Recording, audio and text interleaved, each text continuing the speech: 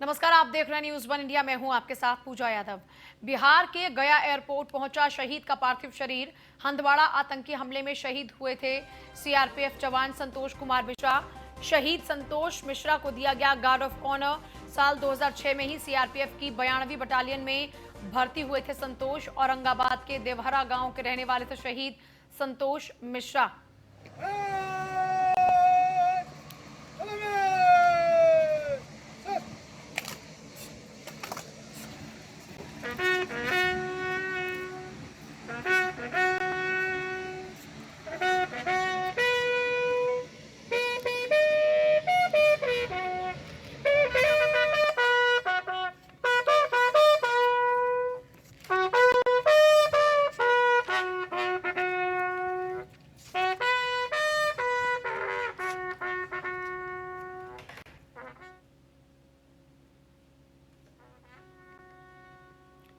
देखिए, ये शहादत के बाद उन्हें दिया जा रहा सम्मान है जो इन तस्वीरों में आप देख रहे हैं। गार्ड ऑफ ऑनर दिया गया।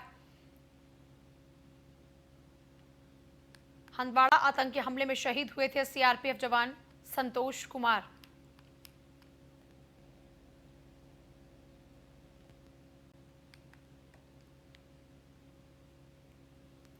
लोग आए हुए थे गया के एयरपोर्ट पर, जहां शहीद जवान का पार्थिव शरीर सीआरपीएफ के जवान का संतोष मिश्रा जी का लाया गया था और उनको पूरे सम्मान के साथ यहां पर आखिरी श्रद्धांजलि दी गई। मेरे साथ बात करने के लिए यहाँ गया के जिला पदाधिकारी भी खुद आए थे। सर, ये शहीद का जवान लाया गया, तो किस तरह से सर आप लोगों ने?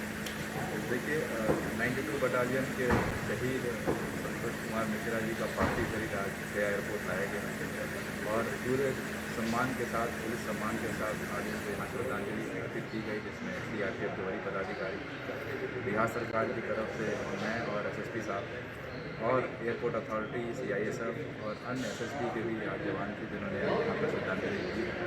राज्य सैनिक बोर्ड की तरफ से जो जिला स्तरीय पदाधिकारी यहाँ विंग कमांडर कंचन हुई थी और ये एक मुश्किल समय है और इसके बाद यहाँ से पार्थिव शरीर औरंगाबाद लेके जाया जा रहा है। मैं ईश्वर से प्रार्थना करता हूँ कि इस मुश्किल समय में उनके परिवार को इस अपूर्णीय जो क्षति हुई है उससे निपटने के लिए, उसका मुकाबला करने के लिए शक्ति दे, सामर्थ्य दे, धैर्य दे और ये उनकी शहादत जो है वो पूरे देश को फिर से जो हमारे सामने संकट है उसके लिए हमारा मनोबल बढ़ाती है और हम सब उनके साथ हैं, उनके परिवार के साथ हैं। उनका पार्थिव शरीर यहाँ से सर अभी औरंगाबाद में गृह जिले में भेजा गया जी, उनका पार्थिव शरीर यहाँ से औरंगाबाद में उनके जो गृह जिला है कटरे की माँ से वहाँ भेजा गया और वहाँ पर पूरे सम्मान के साथ उनका ये तो आपने सुना कि शहीद संतोष मिश्रा जी का पार्थिव शरीर काफी गंभीर आंखों से यहाँ पर देखा गया, उनको श्रद्धांजलि दी गई। सीआरपीएफ, सीआरपीएफ, एसएसपी सबके लोग यहाँ पर आए हुए थे, राज्य से डीएम एसएसपी दोनों को आए हुए थे और पूरी श्रद्धांजलि उनको दी गई है जिन्होंने दुश्मनों के दांत खट्टे किए जम्मू कश्मीर में हमारी रक्षा करते हुए। अब उनके पार्थिव शरीर को औरंगाबाद भेजा गया है उनके गृह जिले में, वहाँ उनको पूरी राजकीय सम्मान के साथ आखिरी श्रद्धांजलि दी जाएगी। कैमरामैन राजीव रंजन कुमार के साथ पुष्कर हम लोग। तेलंगाना से चली श्रमिक स्पेशल ट्रेन खगड़िया जंक्शन पहुंची, जिसमें 1275 बिहारी प्रवासी श्रमिक आए हैं। सभी का खगड़िया स्टेशन पर ही बारी बारी से थर्मल स्क्रीनिंग हुई है, जिसमें 7 प्रवासी मजदूर में कोरोना के लक्षण पाए गए हैं। लिहाजा सभी 7 संदिग्ध को खगड़िया सदर अस्पताल के आइसोलेशन वार्ड में भर्ती भी कराया गया, जिसका ब्लड सैंपल जांच के लिए भेजा गया। 7 संदिग्धों में सीतामढ़ी और अररिया के मजदूर हैं। इन सबके बीच संबंधित जिले के श्रमिकों को उनके गृह जिला बस से भेजा जा रहा है। डीएम आलोक रंजन घोष खुद स्टेशन पर मौजूद होकर थर्मल स्क्रीनिंग से लेकर मजदूरों को बस से भेजने के कार्य को करवा रहे हैं। स्पेशल ट्रेन है जो तेलंगाना से अभी यहाँ पर आई थोड़ी देर पहले और इसमें सभी 38 जिलों के यात्री हैं। अधिकांश यात्री बांका से हैं और समस्तीपुर और दरभंगा से हैं। इस पे भी ये स्पष्ट किया जा रहा है, दोनों तरफ बसों को खड़ा करने की व्यवस्था की गई है रूट के अनुसार, ताकि भीड़ भाड़ भी नहीं हो और कंफ्यूजन भी ना हो। लगभग 1350 यहाँ पर अब तक लोग पहुँच चुके हैं और जो भी एसओपी के अनुरूप उनकी यहाँ पर थर्मल स्क्रीनिंग भी कराई जा रही है एवं पहचान और उनका आवश्यक पंजीकरण हम लोग यहाँ पर करवा रहे हैं।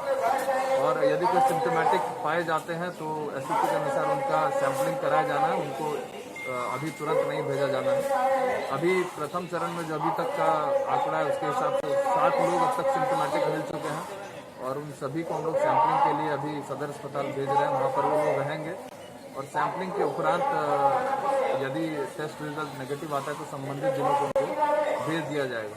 तो ये को फूड पैकेट्स और पानी का बोतल हम लोग कोरोना के चलते पूरे देश में लॉकडाउन है। ऐसे में आवश्यक सामग्री की दुकानों को छोड़कर अन्य दुकानें बंद है, लेकिन इस बीच राज्य सरकार ने प्रदेश में शराब दुकानों को खोल दिया है, जहां लोगों की भारी भीड़ जुट रही है। ऐसे में कोरोना संक्रमण का खतरा ज्यादा हो चुका है। ऐसे मुद्दे को लेकर बीजेपी सरकार को घेर रही है, जिसके चलते कुरुद विधायक और पूर्व कैबिनेट मंत्री अजय चंद्राकर ने वीसी के माध्यम से धमतरी के पत्रकारों से चर्चा की।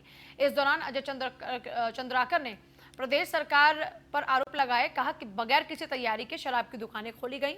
प्रदेश सरकार ने लोगों को मौत के मुंह में धकेला है। इसके साथ ही विधायक चंद्राकर ने कहा कि रायपुर में पीलिया और बिलासपुर में डायरिया जैसी बीमारी को लेकर सरकार मौन है।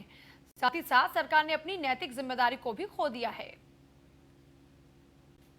छत्तीसगढ़ सरकार जब सत्ता में आई उसके पहले उन्होंने अपने घोषणा पत्र में बहुत स्पष्ट कहा था कि हम जैसे ही सत्ता में आएंगे हम शराबबंदी करेंगे। और ये जो आज की जो स्थिति है, सरकार के लिए बहुत अच्छा अवसर था कि वो शराबबंदी करें, लेकिन जिस तरह हम लोग सरकार की स्थिति से बहुत अच्छे से अब वाकिफ हो गए हैं, पूरी छत्तीसगढ़ की जनता अब सरकार की चाल को समझ चुकी है कि कहीं भी उनकी मंशा शराबबंदी के पक्ष में नहीं थी। केवल और केवल राजनीति करने के लिए और केवल जनता को भ्रमित करने के लिए उन्होंने किया। आज जिस कोरोना नामक इस गंभीर महामारी से पूरा विश्व ग्रसित है और पूरे विश्व में आज ये जो समस्या है, गंभीर समस्या बनी हुई है, आज छत्तीसगढ़ में हम देखते हैं कहीं ना कहीं जनता का काफ़ी सपोर्ट सरकार को मिला। उसके बावजूद सरकार को ये चाहिए था कि शराबबंदी का अवसर बहुत अच्छा अवसर था, तो कहीं सरकार केवल और केवल राजस्व प्राप्त करने के लिए उन्होंने शराब दुकानें फिर से खुलवाई है। और तो और आश्चर्य की बात यह है कि 1 घंटे और उन्होंने शराब की दुकानों को खुलने की इजाज़त दी है। भिंड जिले के मिहोना थाने के मालखाने से लाखों की शराब गायब होने का मामला। मालखाने के औचक निरीक्षण के दौरान जब्त शराब के आकलन में भारी मात्रा में शराब गायब मिली। मामले को लेकर प्रधान आरक्षक लेखक और थाना प्रभारी को निलंबित कर दिया गया। जांच की जिम्मेदारी एसडीपीओ को सौंपी गई है। इस पूरे मामले की गंभीरता को देखते हुए भारी लापरवाही पर मिहाना थाना प्रभारी और प्रधान आरक्षक लेखक को तत्काल प्रभाव से निलंबित किया गया। साथ ही एसपी ने चेतावनी दी है कि जांच में जिन अन्य कर्मचारी अधिकारियों की संलिप्तता पाई जाएगी उन्हें भी बख्शा नहीं जाएगा।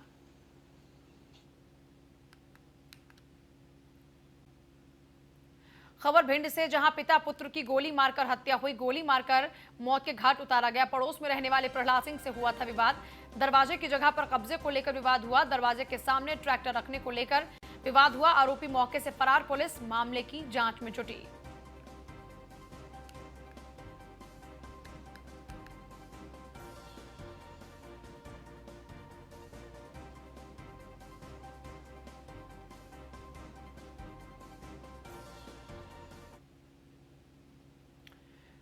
कोरोना के खिलाफ चल रहे युद्धकाल में डिंडौरी जिले के शहपुरा तहसीलदार एनएल वर्मा का ड्यूटी के प्रति जज्बा देखते ही बनता है। तहसीलदार वर्मा के दोनों पैर पोलियो के कारण जन्म के बाद से खराब हैं, लेकिन उन्होंने कभी हार नहीं मानी, कभी भी दिव्यांगता को अपनी जिम्मेदारी के आड़े नहीं आने दिया, बल्कि वो हमेशा किसी सामान्य शख्स से ज्यादा और बेहतर काम करने का मादा रखते हैं। पैर बेकार हो जाने के बाद उन्होंने बैसाखी को अपना साथी बनाया और लगन मेहनत से सरकारी नौकरी हासिल कर जनता की सेवा में जुटे हैं। कोरोना के संकट काल में तहसीलदार वर्मा बाहर से आए मजदूरों के घर घर जाकर उन्हें क्वारंटीन सेंटर में भर्ती कराने को समझाते हैं। मोबाइल के जरिए लोगों को हर संभव मदद करने की कोशिश भी करते हैं। तस्वीरों में आप देख ही सकते हैं कि मई महीने की इस तपती धूप में तहसीलदार वर्मा बैसाखी लेकर लोगों के घरों के भीतर दस्तक दे रहे हैं और कभी सड़कों पर नजर आते हैं तो कभी खुद लोगों को समझाते हैं।